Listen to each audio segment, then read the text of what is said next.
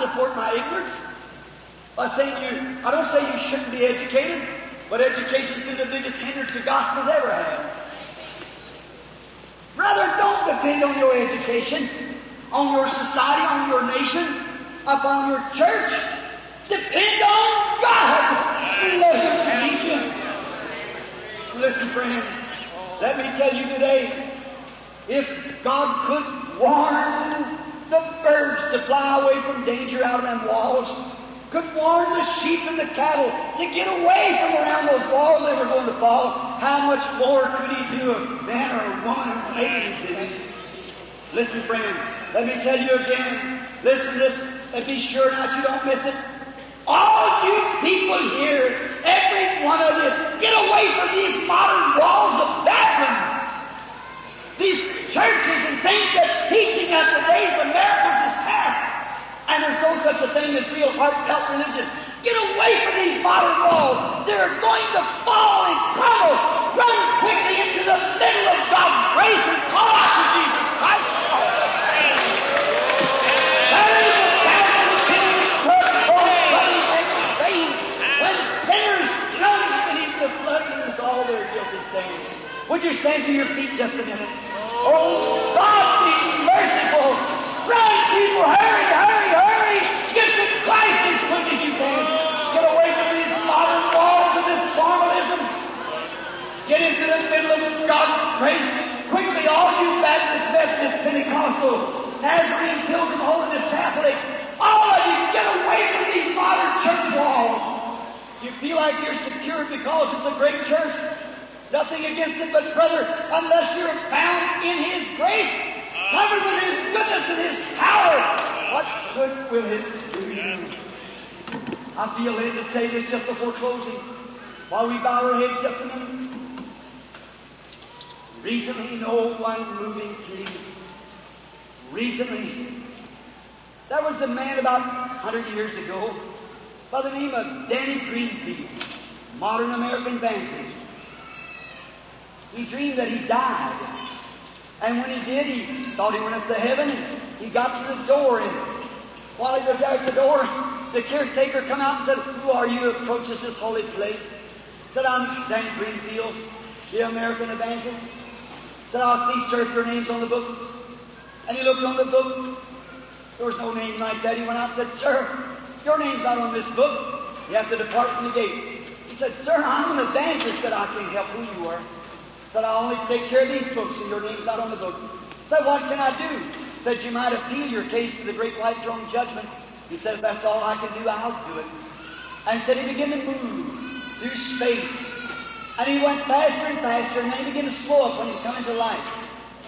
The light wasn't coming in a certain place, but when he got right in the center of it, he stopped. Said, "Oh, what a place to be." And he heard a great voice said, "Daniel Greenfield, why comest thou unto my judgment?" He said, "I was rejected at the gate, and the only thing I could do, sir, was to appeal my case here to you. But all right, you'll be judged by my law." He said, "Daniel Greenfield, did you ever tell a lie?" He said, "I thought I'd been a truthful man, but I know that there'd been some things I told wasn't true." He said, "Yes, Lord, I've lied." He said, "Did you ever steal, Daniel Greenfield?" He said, "If anything, I thought would have been honest." But he said, "In the presence of that light, I remember a lot of little deals that I pulled that was shady." Now look, friend, right now here on earth, the way you feel now, you might think it's all right. But in the presence of that light someday, there'll be a lot of things that you think is all right now will be shady then. He said, "Yes, Lord, I stole."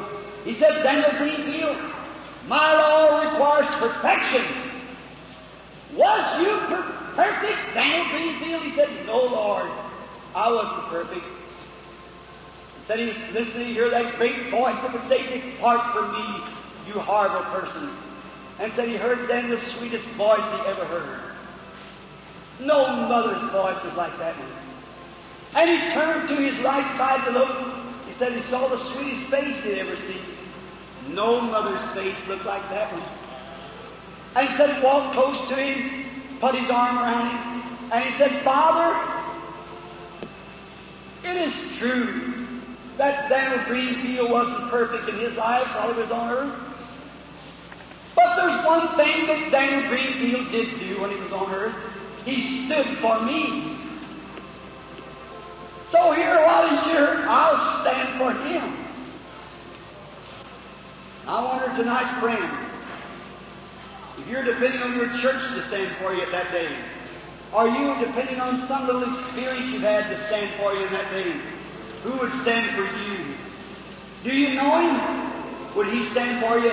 You make your stand for him now, he'll make his stand for you then. And now with your heads bowed, I pray that you're sincere. All in here would like to say, Dear God, I'm on my feet tonight because I'm making a stand for you.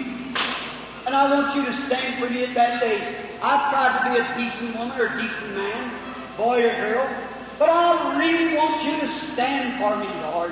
I now raise my hand as a sign that I want you to stand for me while I'm standing for you. Would you put up your hands? God bless you all over the building, literally 500 or 600, maybe more than that. That wants Christ to stand for them. You make your stand, Christ will make his. And at that day, that sweet, kind voice, when the struggles, and you're pressing a dying pillow, and the pulse is ceasing, and the cold veins are cooling off in your hands, and the struggles in your throat, and the doctor walk away and shake his head. There'll be someone make a stand. He'll stand for you if you really mean it.